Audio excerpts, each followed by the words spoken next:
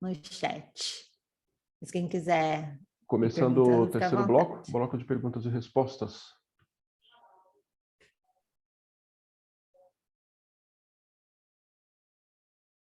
Perguntas, você está vendo aí no chat, né, Angelita? Estou vendo, ó. A doutora utiliza qual programa para verificar se o segurado tem ou não direito? Eu utilizo o sistema do IEPREV, porque ele faz ali ele já faz a simulação de todas as situações para mim, faz a contagem ali do prazo decadencial e me traz essa informação sem perigo nenhum, né? Então, como se trata de uma ação em massa, que o nosso objetivo é pegar o máximo de clientes possíveis no nosso escritório, e automatizar tudo isso, e ganhar tempo, e ter um resultado ali praticamente que imediato, muitas vezes você, dependendo ali da situação, né, no momento da entrevista, você já tem o resultado do cálculo. Você já lança ali as informações, já importa o CNIS e já tem o resultado do cálculo no momento da entrevista. Então, no momento da entrevista, você já consegue falar para o cliente se é viável ou se não é viável a revisão da vida toda, tá? Então, por isso que é importante ter um sistema, na verdade. Porque a gente, infelizmente, não é robozinho, né? A gente não é robô. E fazer toda ali a análise, ela é cansativa, ela é demorada, se você ter que fazer correção monetária de todos os meses contribuídos, imagina, de julho de 94 até hoje já é uma loucura, eu vou pegar todo o resto ainda, né? Vamos lá. Deixa eu ver na sequência Professor, aqui. e quando você verifica aí, eu quero deixar um abraço aqui para a professora Regiane Agnes, que é professora lá também do nosso grupo, Olha, também professora Regi. está Bom presente dia. aqui, uma das maiores e melhores coordenadoras de pós-graduação deste país. Pois é, a pós-graduação Invictus, Invictus. uma das maiores hoje. Eu tenho a honra de fazer parte também, de ser professora. Aí lá na Invictus eu estarei ministrando revisões. Estou virando a mulher da revisão, hein? É isso aí. E eu tenho a honra de tê-la como professora também lá no IAP, né? Ela vai ministrar, a cadeira dela lá é salário e maternidade, auxílio reclusão e salário e maternidade, não é isso, doutora Regia? É, isso mesmo. Muito bem. Gente, como é que vocês estão aí com frio? Porque eu estou aqui com 24 graus, estou morrendo de frio. Estou tomando até chá, porque eu não tomo. Aqui hoje tá mais quentinho, mas esses dias estavam frio, minha garganta acabou, né? São Paulo tem sol, mas Imagina. mas tá geladinho, assim, tá meio frio. Sol de São Paulo é pura enganação, minha gente. Quem for do Nordeste Sertão, panela. Depende, se chegar a 34 aqui, aí nós estamos morrendo aqui nos 34. Estou aqui no avião com 30, chego aí com 3, sou capaz de morrer. A gente aqui na praia, eu estou em Peruíbe, praia de São Paulo, litoral sul, está 22 graus, está gostoso. Ô, doutor André, agora que eu vi você que tá aí, doutor André. Eu estou aqui. Ontem eu fiquei com a minha comissão aqui de Peruíbe, a gente ficou servindo caldo de quenga na festa junina, acabou minha voz, peguei... Peraí, caldo de quê? Caldo de quenga. De quenga? Caldo de quenga e caldo verde, gente, que coisa boa. Essa eu nunca ouvi. Deve conhecer. Essa eu nunca ouvi. Muito bom, né, doutora? Caldo de quenga, essa eu nunca ouvi. Base de mandioca, com um franguinho desfiado, mandioquinha e cenoura, que vira um... É como se fosse bobó de frango. É um bobó de frango, exatamente. Aqui no interior de São Paulo, a gente chama isso de quibebe. Quibebe. Aqui eu chamo isso de sopa de mandioca. E aqui em Peruíbe é caldo uma de quenga. sopa. Imagina a festa que a gente não fez com os advogados no caldo de quenga lá. Imagino. Deixa eu tentar responder aqui uma pergunta da Silmara e eu vou pedir auxílio do professor Valdir. Se a CTPS estiver com rasura, mas se eu pedir para o funcionário tirar uma CTPS digital, será que serve para comprovar o período? Eu não sei como o servidor está sendo orientado a analisar a CTPS digital, tá? Pode ser, na minha opinião, que o servidor ainda solicite comprovação, e não analise ela ali como prova plena, todas as informações trazidas ali, tá? Então, ainda não sei como que tá, professor Valdir, já sabe sobre isso? A carteira digital, ela está ocupando basicamente o lugar da carteira física. E por que eu digo isso? Porque vamos pegar aqui o seguinte, o que você tinha antes de procedimentos? Você tinha CNIS, vínculos a serem comprovados, carteira de trabalho. E aí você vai partir para a análise da carteira de trabalho. O que eu falar da carteira de trabalho se aplica à carteira digital.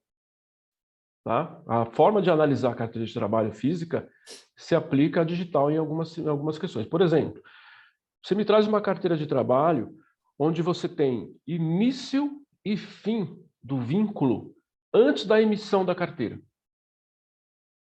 Início e fim antes da emissão da carteira. Essa carteira não tem validade para comprovação daquele vínculo. Então, vamos traduzir isso para a carteira digital. Você tem um vínculo que começou e terminou antes da emissão dessa carteira digital. Ela não serve como prova daquele vínculo. Você vai ter que apresentar documentos de época comprovando aquele vínculo. Você tem um vínculo na carteira física que começou antes da data de emissão e terminou depois da data de emissão. Então, você entrou na empresa, perdeu a carteira, tirou uma carteira nova, mas você continuou na mesma empresa. E a empresa só foi lá e refez aquele registro, você continuou lá. Essa carteira faz prova plena para aquele vínculo. Da mesma forma, se aplica para a carteira digital. Eu já estava trabalhando, iniciou a carteira digital, eu não tinha mais a física, abriu o digital e eu continuei naquele mesmo trabalho. Então, aquilo que está registrado na carteira digital é prova para aquele vínculo específico. Eu tenho lá uma emissão da carteira numa X data, tenho vínculo, entrada e saída após a data de emissão. Tanto a física quanto a digital é prova plena. Não há necessidade de outras comprovações. Então, você percebe que tem algumas linhas aí que precisam ser pensadas. Quando a gente vai lá para a carteira física, aí a gente vai encontrar situações que você não vai ter no digital. Por exemplo, rasura na data de admissão, ou rasura na data de saída, ou outras anotações deficientes em questão de rasura. Isso vai ter só na carteira física. Quando eu tenho uma rasura na data de admissão ou de saída, o servidor obrigatoriamente, e eu vou repetir essa palavra, obrigatoriamente, ele precisa observar outros elementos da carteira, como, por exemplo, férias, como, por exemplo, última remuneração. Ele tem que buscar dentro da carteira outros elementos que possam elucidar aquela rasura. Porque o fato de ter uma rasura na data de emissão ou de saída, por si só, não é elemento para eu descartar a carteira, para eu dispensar a carteira. Eu preciso olhar outros elementos, porque de repente eu tenho um problema de identificação na data de emissão, mas quando eu olho lá no interior da carteira, eu percebo que tem um histórico ali, tem um histórico, tem uma entrada e saída, tem um movimento que dá para inserir a determinada data. A questão é, fazem isso? Não. E aí o que eu faço? Eu vou para o CRPS e eu aponto isso, porque isso está previsto na IN, já estava na 77, já estava na 45, já estava na 7, aí, no anterior a 45, e está na 128. Isso mantém. Primeira coisa que eu acho que precisa virar cultura, mas não vira. Precisa virar cultura, gente. O servidor ele tem que despachar o processo. O problema é que 99,99999% não tem despacho. Correto? Não tem despacho. Tem o despacho eletrônico. Mas a própria IN diz que o mero despacho eletrônico não substitui a obrigação do despacho pessoal do servidor. Só que o problema é que quando o advogado vai lá para o CRPS, o que ele faz? Ele questiona um indeferimento. Ele não questiona o erro administrativo. Ele não questiona, ele precisava despachar. Eu não quero nem discutir o mérito aqui, eu quero discutir o erro administrativo. Ele precisava despachar. Porque, gente, se tem erro administrativo, não interessa o mérito naquele momento. O erro, por si só, já anula a decisão. Então, e aí, o conselho faz o quê quando você chama a atenção disso? Gente, o relator, imediatamente, o que ele faz? Ele para tudo, ele abre uma diligência e fala para o INSS, se manifeste aqui. Cadê o despacho disso aqui? Porque se eu não dou um despacho, eu estou tacitamente impedindo você de exercitar o seu maior direito constitucional, que é o direito ao contraditório e ampla defesa. Como é que você vai se defender? Como é que você vai ampliar suas provas? Como é que você vai apresentar a sua defesa legalmente falando da melhor forma possível, se você não sabe sequer por que foi indeferido?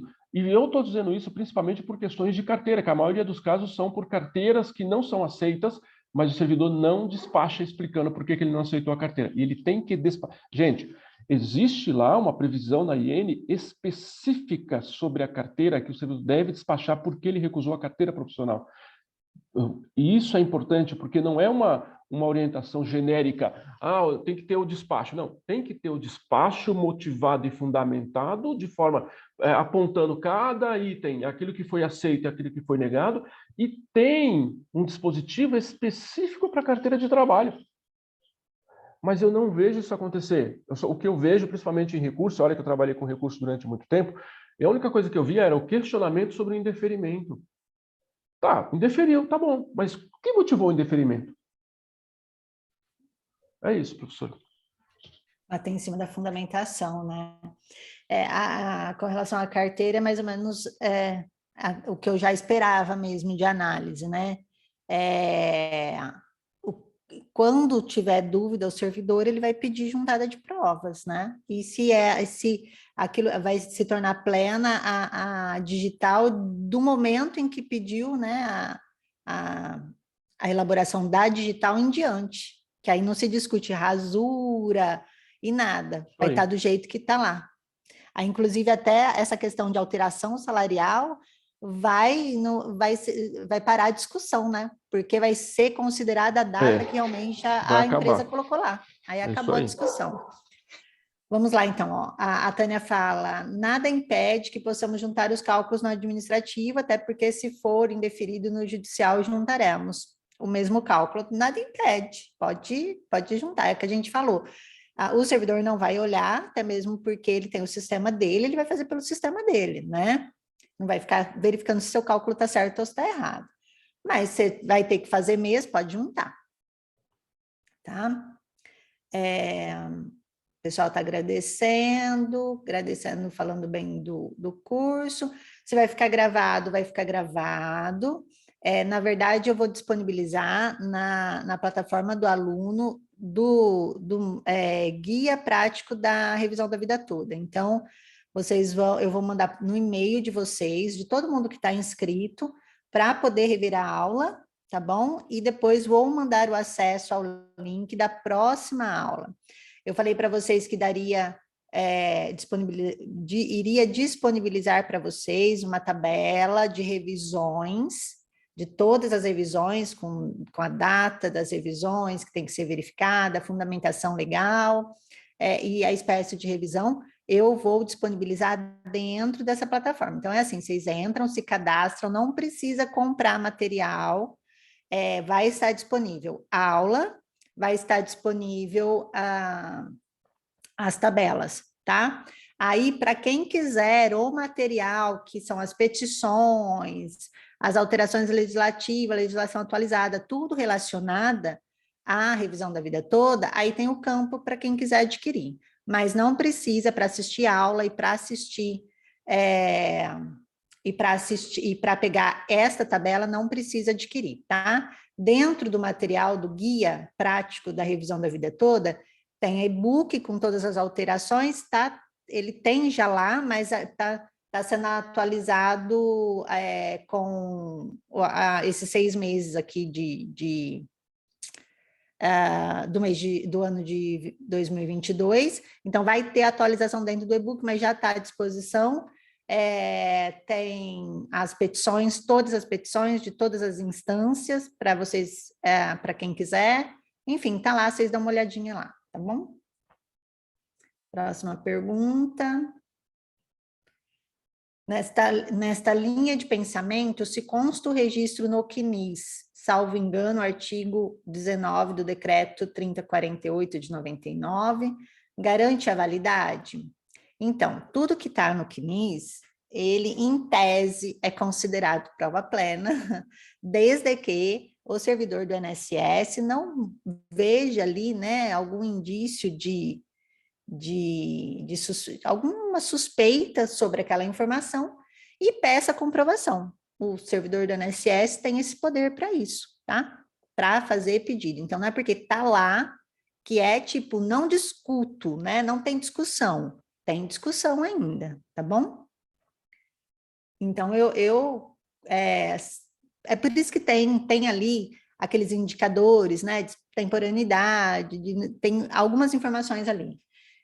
Então, você, mesmo que está, você precisa já de pronto imaginar o que pode ser questionado pelo servidor e já juntar prova, tá? Agora, se o servidor não questionar, tá tudo certo. Quando eu entro no judicial, eu costumo, e quando eu vou também para o conselho de recurso, eu faço uma tabela colocando períodos controversos e períodos incontroversos. O que são os períodos controversos? Aqueles que eu quero discutir, que eu continuo discutindo. E os períodos incontroversos? Aqueles que eu não vou discutir, aquelas situações que eu não vou discutir, porque o INSS já reconheceu e está tudo bem, está tudo certo, eu concordo com ele. É bom você pontuar isso, inclusive no judicial, né? Olha, isso daqui o INSS já reconheceu em sede administrativa, então não vou discutir. Estou discutindo ali com relação à atividade especial. Aquela atividade que ele já reconheceu, eu não vou discutir mais, não quero discutir. Eu quero discutir aquela que ele não reconheceu, de tal a tal período. Então, comecem a fazer isso, a desenhar isso dentro da petição, tanto no administrativo quanto no judicial. Pegar o extrato analítico das contas do período é a melhor saída, porque se constar lá período controverso, soluciona a pendência. Perfeito, Durval. Mais alguém quer fazer alguma pergunta aqui falando com a gente, no ao vivo? Pode abrir aí o som e perguntar. Professor Angelita, aqui Benedito Dias. Oi, Essa aula vai ficar gravada já antes da próxima, vai, do próximo sábado. vai. E esse material também vai ficar disponível, esse que você utilizou na aula agora? Sim, vai estar abaixo da aula, viu? Perfeito, obrigado. Oi, Angelita. Oi, Nalva, tudo bem? Tudo. Então, eu quero fazer duas colocações, até de testemunho. Até vou pedir a opinião do professor Valdir também. A CTPS digital, que eu tenho visto, é que é uma cópia do CNIS. Então, muitas vezes que a gente precisa fechar um vínculo, você vai conferir com a digital, tá igualzinho o CNIS. Então, assim, eu totalmente desconsidero carteira digital. Então, esse é o meu testemunho, tá? Não tem funcionado para mim. Outra questão é com relação a vínculos na carteira. Bancando o advogado do diabo,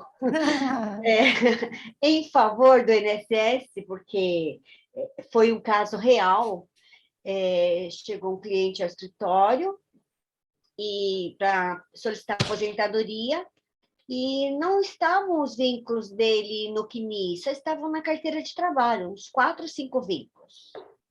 E aí eu achei estranho e fiquei com uma pulga atrás da orelha, fui até o Ministério do Trabalho, à época, né, já tem uns 2 anos isso, e pedi lá na central para fazer a pesquisa sobre esses vínculos que estavam na carteira de trabalho. E, de fato, eles não existiam. Estavam lá todos com as anotações de salariais, férias, fundo de garantia, tudo bonitinho, uma carteira perfeita. Só que não existia no mundo real. Aí eu voltei assim, chocada, como aquele senhorzinho pôde me ludibriar. E aí a gente chamou ele lá no escritório, a gente apertou um pouquinho, né? Aí ele falou, então, doutora, esses vínculos não existiram mesmo. É que naquela época da ditadura, a gente fazia esses registros na carteira, porque se a polícia pegasse a gente sem registro na carteira, a gente ia preso. Então, a moral da história é essa. Por isso que eu falei, vou bancar o diabinho em favor do INSS, porque, nesse caso, veja, tem uma carteira perfeita, perfeita. Nalva, Mas... Angelita, aqui em Sergipe, nós também temos isso muito, entendeu? Aparece muita gente, o pessoal vai trabalhar, por exemplo, na mina na subterrânea, em terceira, na Vale do Rio Doce, em outras empresas também. Aí, como são novos, aí eles pedem para fazer essas anotações, tal. A gente chama aqui de esquente de carteira, entendeu?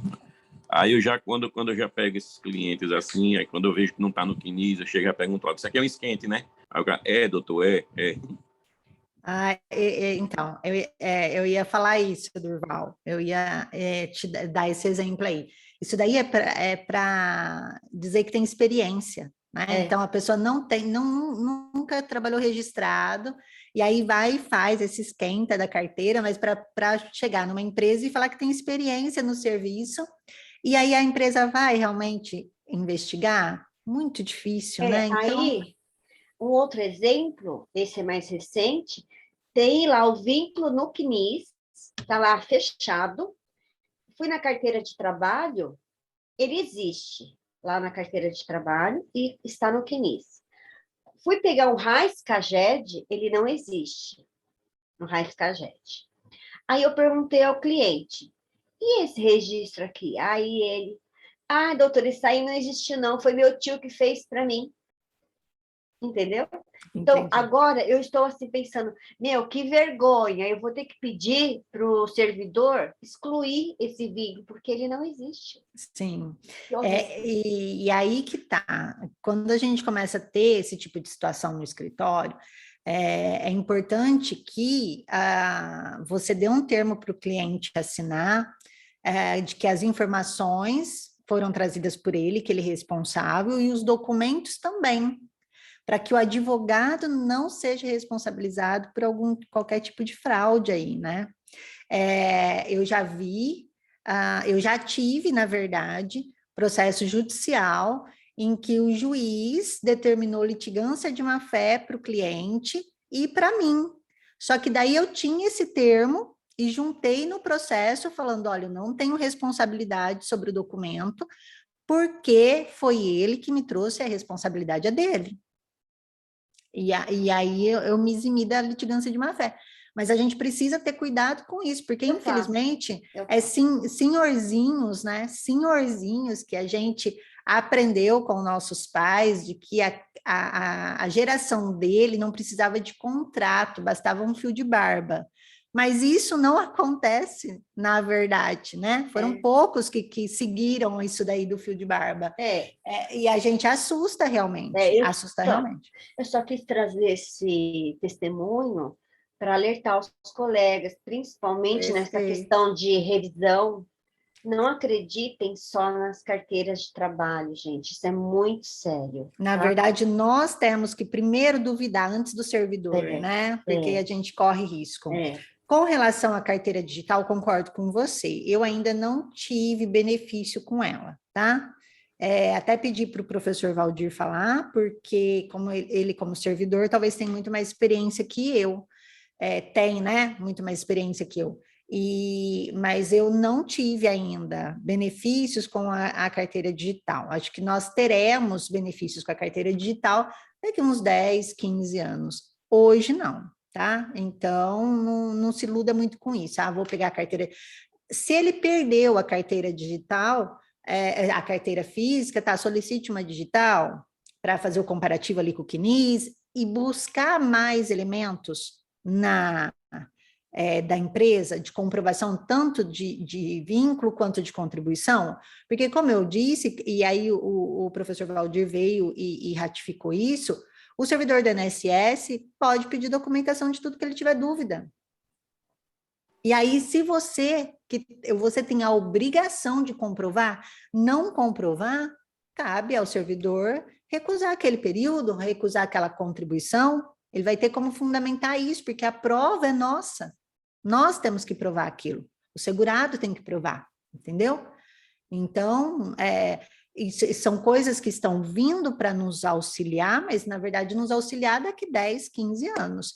No momento, a gente vai ter que continuar fazendo aquilo que a gente já fazia, de trazer mais elementos de comprovação. Tá? Como o extrato analítico anterior, né, da Caixa Econômica Federal. Então, alguns bancos também fecharam, né? Antigamente tinham os bancos francês, banco isso, banco aquilo, que aí bancos fecharam e foram abertas contas de FGTS à época, e hoje a Caixa diz que essas contas não foram migradas para a Caixa Econômica.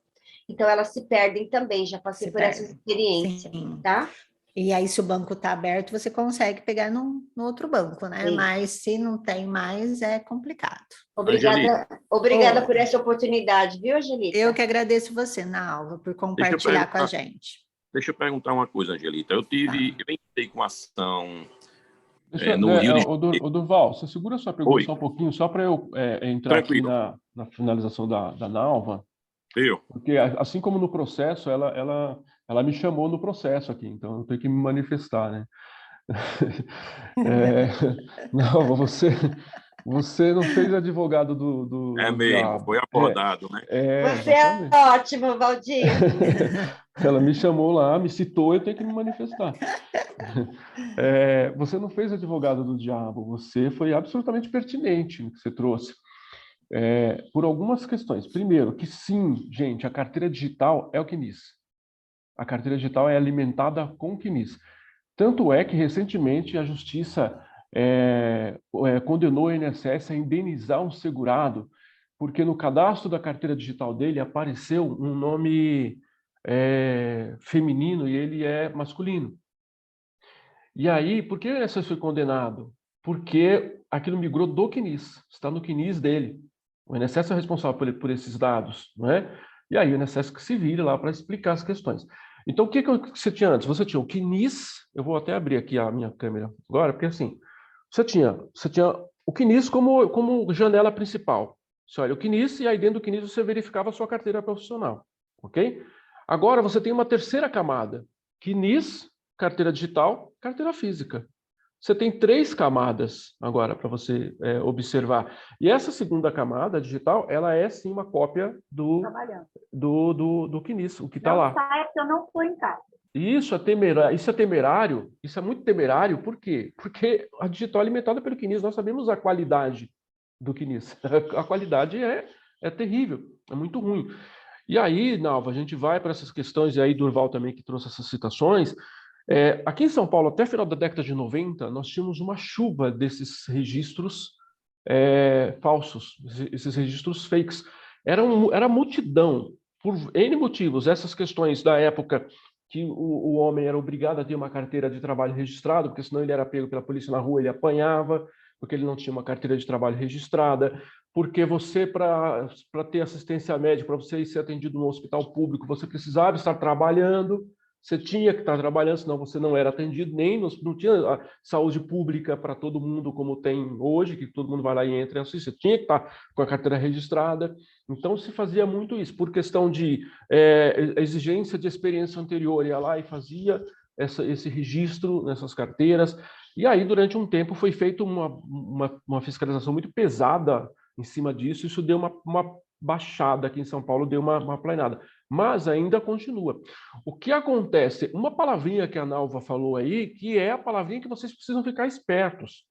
E juntando com o que a Angelita falou lá atrás, lembra? Ainda falei assim, quase perfeita. Então, gente, lembre-se, não existe perfeição. Não tem carteira profissional perfeita.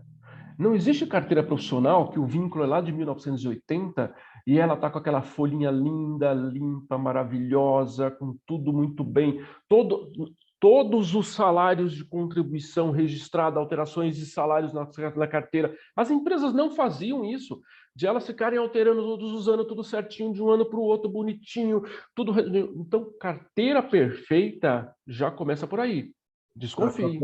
Carteira perfeita, desconfie. Não tem CNIS perfeito, não tem carteira perfeita, não tem advogado perfeito, não tem servidor perfeito, não tem aula perfeita, não tem aluno perfeito. Então, quando uma coisa parece ser boa demais, linda demais, é aquela história dos golpes que a gente vê na internet. É perfeitinho demais, é bom demais esse negócio? Para e pensa um pouquinho. E vai buscar outros elementos. Eu tenho amigos que dizem assim, eu prefiro começar desconfiando e a pessoa me surpreender demonstrando, e eu tenho certeza depois que eu não preciso desconfiar dela, do que eu começar confiando e ela me surpreender e eu tomar uma pancada.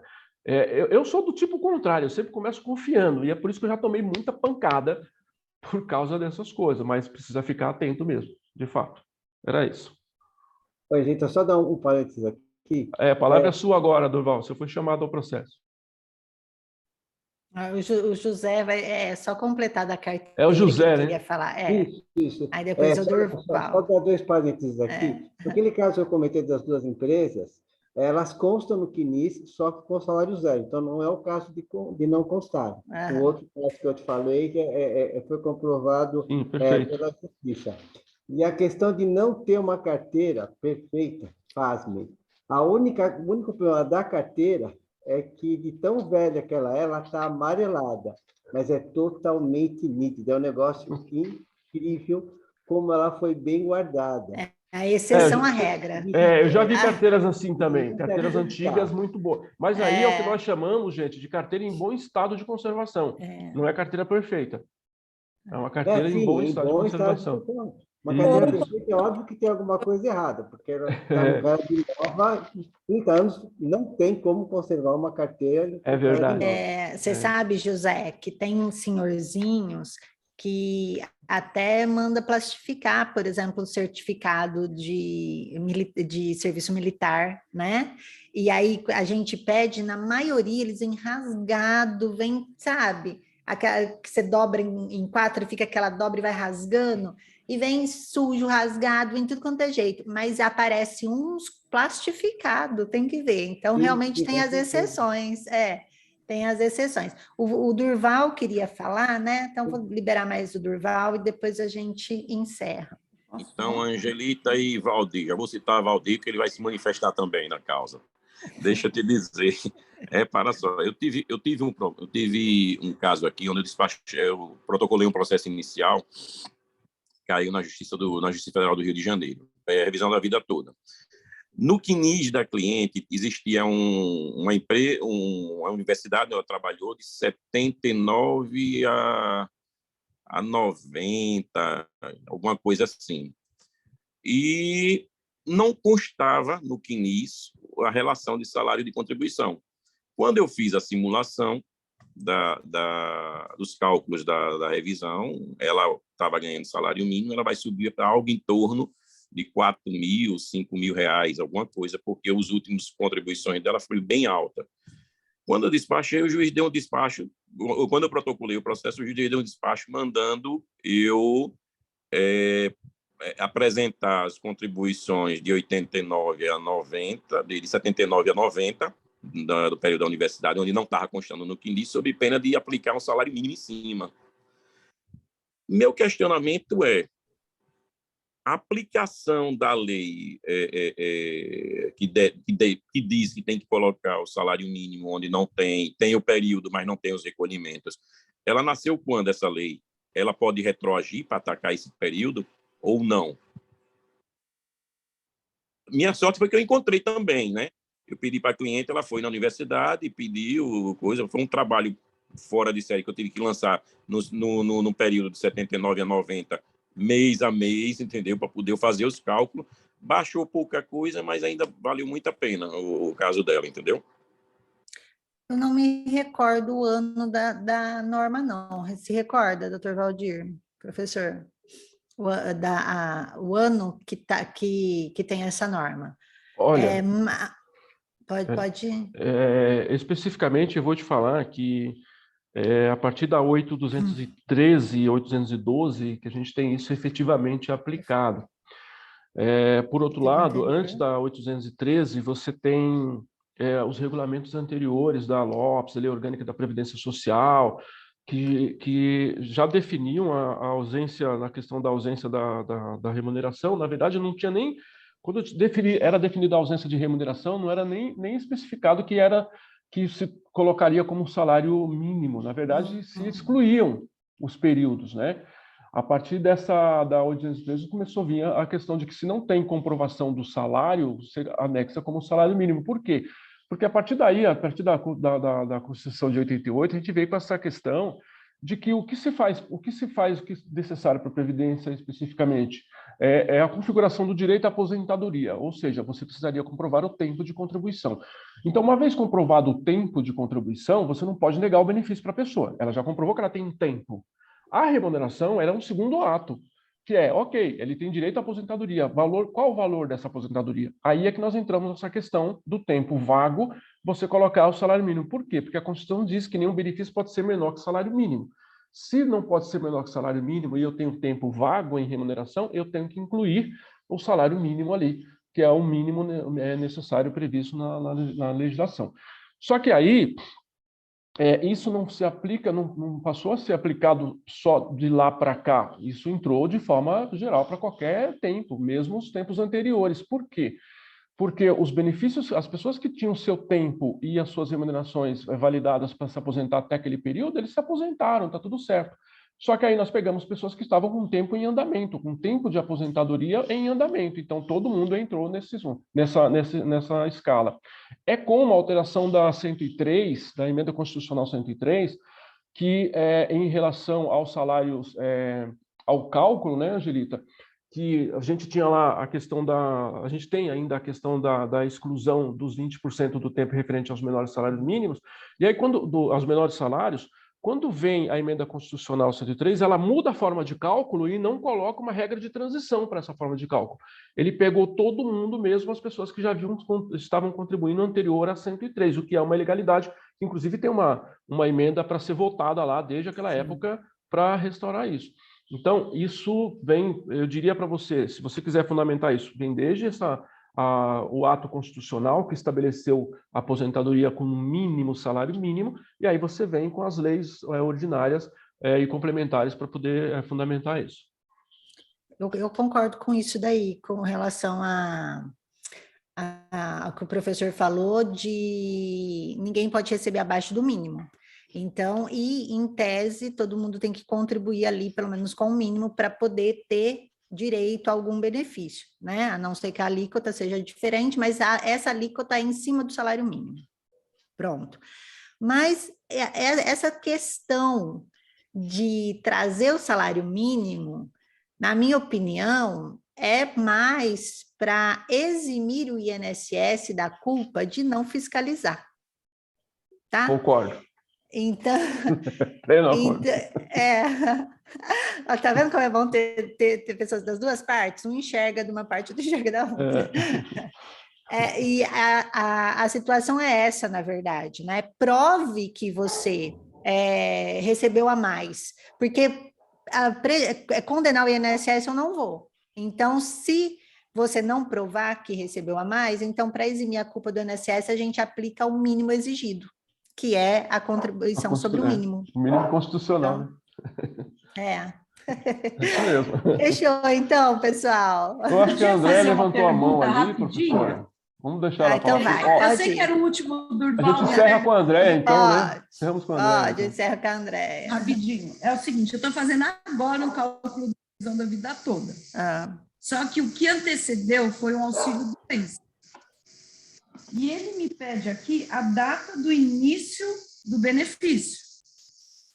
A data do início de benefício eu vou colocar do auxílio doença ou da aposentadoria por invalidez? Pergunta 1. Então, o que acontece? Você precisa verificar se a aposentadoria por invalidez utilizou o cálculo do auxílio doença. Utilizou porque ele se foi só jogada a nova alíquota em cima do salário de benefício. Então, ou se foi realizado um novo cálculo. Então, a carta de concessão não consta cálculo nenhum. Presume-se que foi utilizado o cálculo antecedente. 2005, 2008. O que acontece? Ele aqui, nesse caso, ele já estava suspenso, e aqui, nesse caso específico, ele não traz nada de informação de alíquota, nem nada, e eu não consigo puxar o extrato. Tá. O que acontece é que a gente tem que usar o benefício originário.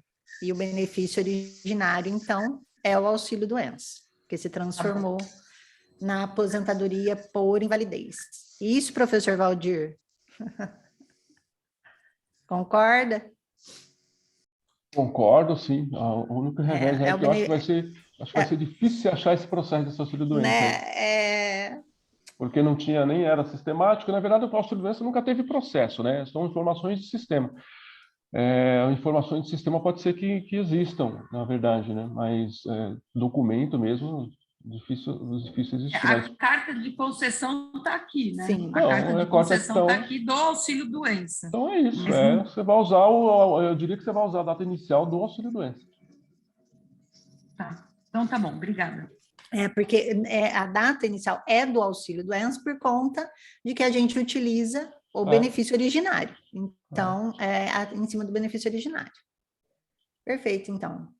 Pessoal, muito obrigada por estar aqui com a gente hoje. Posso fazer uma pergunta? Ó, mais uma? Vamos lá, então. Estamos no pique? Vai. Fala aí, Tânia. E quando tá difícil para falar. E quando a carta de concessão não tem informação sobre o cálculo nenhum, só coloca lá a DIB e mais nada. Então, aí você vai ter que procurar, na verdade, ver se você consegue o processo administrativo. Vai ter que solicitar lá no INSS o processo administrativo. Pedir a cópia. A cópia do processo administrativo, porque provavelmente é algum processo físico, né? Processo antigo. Obrigada.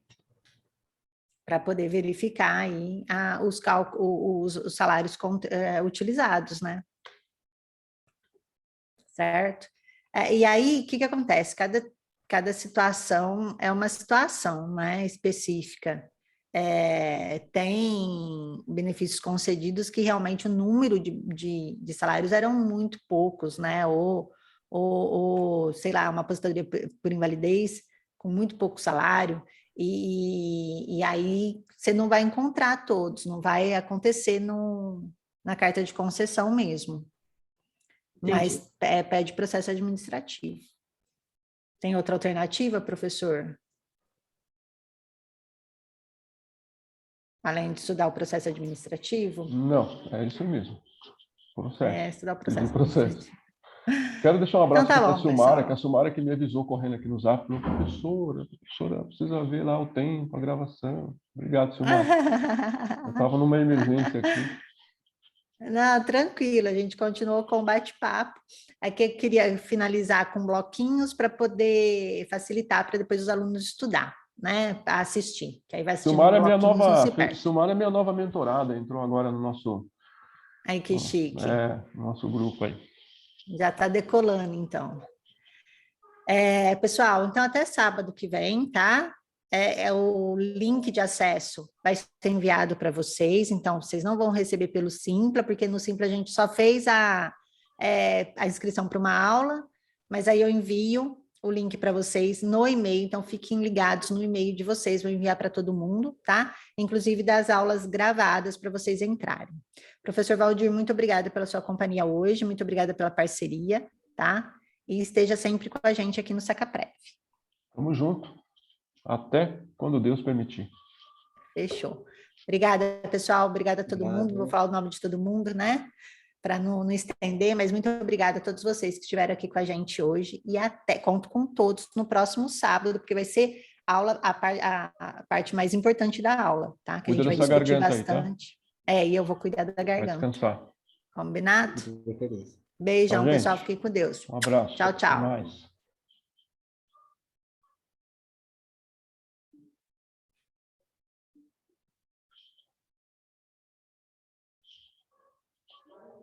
Bom, acho que a gravação vai salvar aqui, né?